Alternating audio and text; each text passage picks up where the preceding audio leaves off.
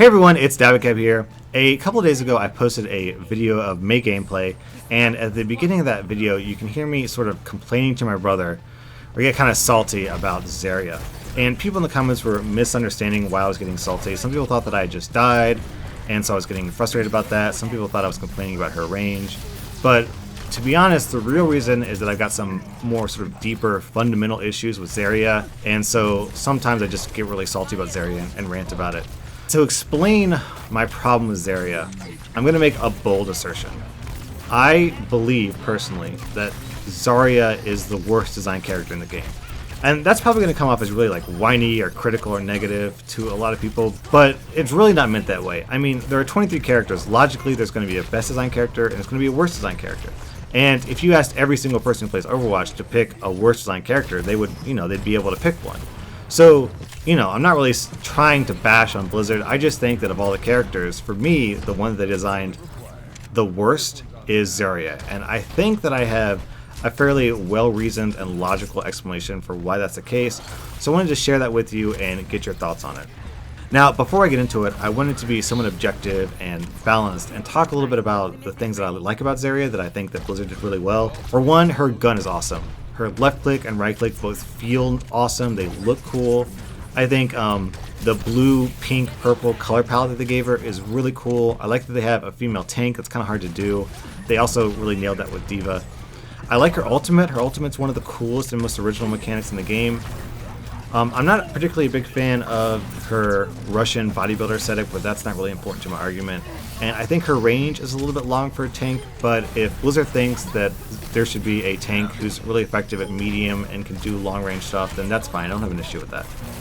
So, in my opinion, the problem with Zarya is that she violates one of the core fundamental principles in Overwatch. That principle is the concept of countering and counterplay. Every character in the game has a reliable counter. Every ability in the game has a reliable counter. However, Zarya's bubble does not have a reliable counter, and therefore Zarya does not have a reliable counter.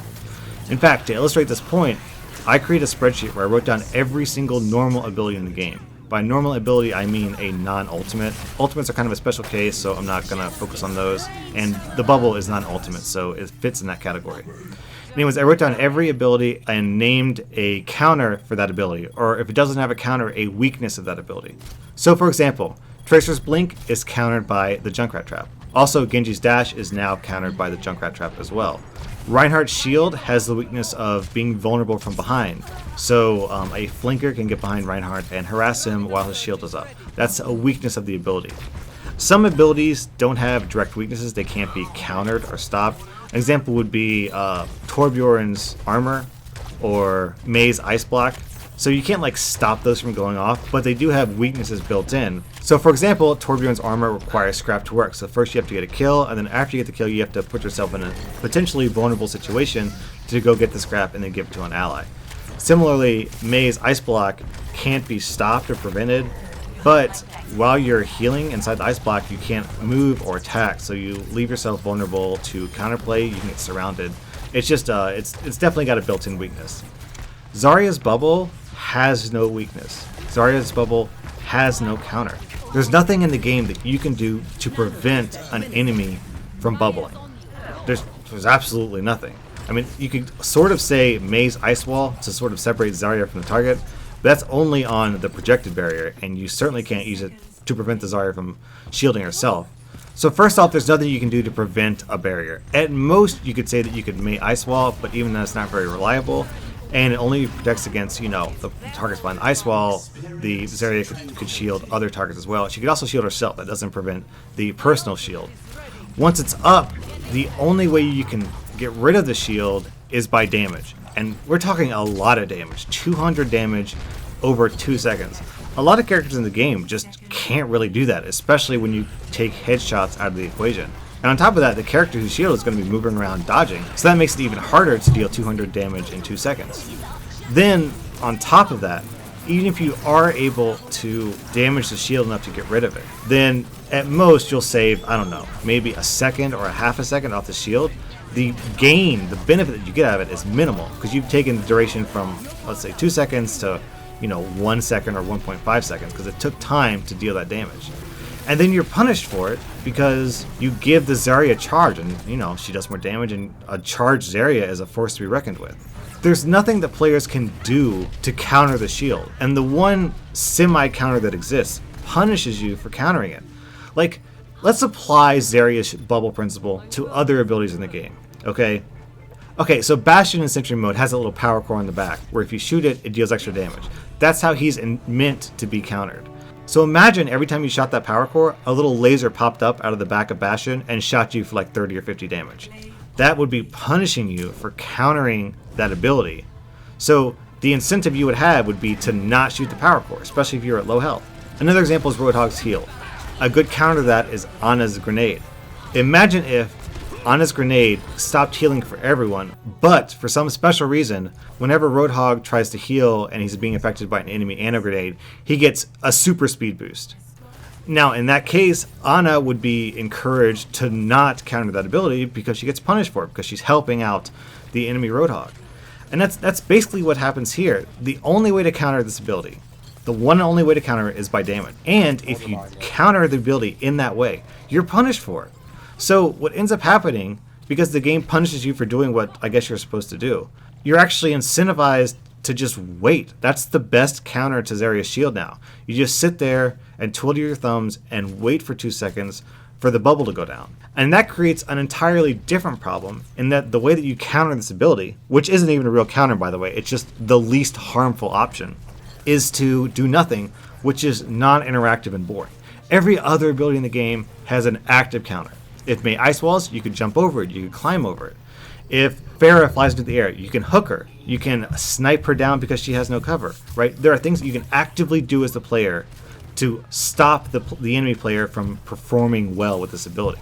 But that's just not the case with Bubble. The only thing you can do, the best thing you can do, is just sit there and do nothing. And if you do that, the Zarya has still won, because either they absorb 200 damage, or they make it so that you don't deal any damage to them for 2 seconds. So for Zarya, the bubble is a win-win situation. And if you actually hurt the bubble and don't take it down all the way, it's a double win for the Zarya. So there's just nothing in the game that can counter this bubble. And this is, like, normally that wouldn't be a big deal. If this were like, League of Legends or a MOBA or some other game, that wouldn't be a problem. But this is Overwatch, a game built around the core fundamental concept of countering. If a Widowmaker is destroying your team, what you're supposed to do is switch to Winston, switch to Genji, some sort of mobile character who can get close to Winston or get close to Widowmaker and destroy her. But if a Zarya is destroying your team, there's just not a reliable counter because there's no reliable counter to the bubble. And in my opinion, the best way to solve this, the thing that's critically missing from Overwatch, is some sort of cleanse effect. In fact, this would solve, I think, a lot of other problems that people have with Overwatch, in that a lot of the debuffs and buffs can be really frustrating to play with. So imagine you had a character, let's probably support, because cleansing fits support characters really well, who had a gun kind of like Ana that hurts enemies and helps allies. And whenever you shot an enemy, it gets rid of all of their buffs. So if someone has a Zarya shield, it gets rid of the Zarya shield. Similarly, if you shoot an ally, it gets rid of all their debuffs. So Ana Sleep Dart, Discord Orb, McCree Flashbang, Mei Freeze, things like that. Hit them with it and the debuff is removed. I think that is a very clever and simple and very effective solution to this problem. It would allow for a lot of other counterplays, like if a Mei is destroying your team by freezing everyone, you could switch this character and purge away all of the frozen characters so that they can run to safety and escape the Mei. So that's effective counterplay that fits within the core principle of counterplay and countering abilities. I'm not really sure how this ability would work with ultimates. Being able to purge like Primal Rage on Winston or a Nano Boost is a little bit strong, so this purge effect might be best suited for like basic abilities only. I'm not really sure. That's sort of a balance thing. Maybe instead of purging ultimates, it could just decrease the duration by half a second or something like that. I'm not really sure. That's sort of a balance thing that can be worked out later. But until this purge effect exists, until Zarya's bubble has a reliable counter, I will continue to believe that Zarya is the worst designed character in the game because she's the only character in the game without a reliable counter.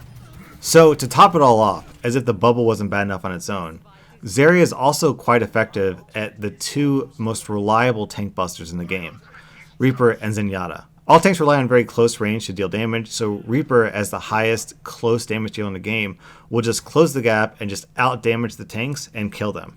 However, Zarya has like medium to long range effectiveness, so a Zarya can just constantly backtrack and run away from the Zarya while keeping the distance with the beam and poke him down until the Reaper has to Wraith form away. And this is all while gaining charge because Reaper's not going to be able to reliably bust through that Zarya shield at mid range. And if a Reaper manages to catch a Zarya at close range, that is instant 0 to 50 charge because he will burn through the shield.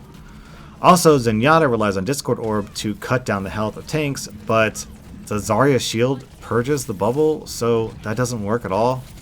So normally you rely on Reaper and Zenyatta to counter tanks, and if Zarya is giving you a problem, you can't really rely on Reaper and Zenyatta because she like almost directly counters both those characters. So let me know what you think about this. Let me know if you agree or disagree. There are a couple sort of discussion points.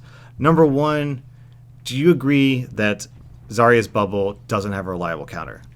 Number two, since Zarya's bubble doesn't have a reliable counter, do you think that Zarya herself does not have a reliable counter? Now, I realize, of course, that there are some heroes who are more effective than others at fighting Zarya. For example, Pharah is pretty good at taking on Zarya just because Zarya has a lot of trouble actually hitting Pharah. But, you know, even then, Pharah can't really deal with the shield because no one can deal with the shield.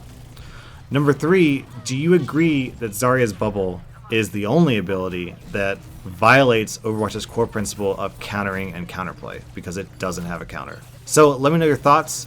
Thanks for watching. Dabacab out.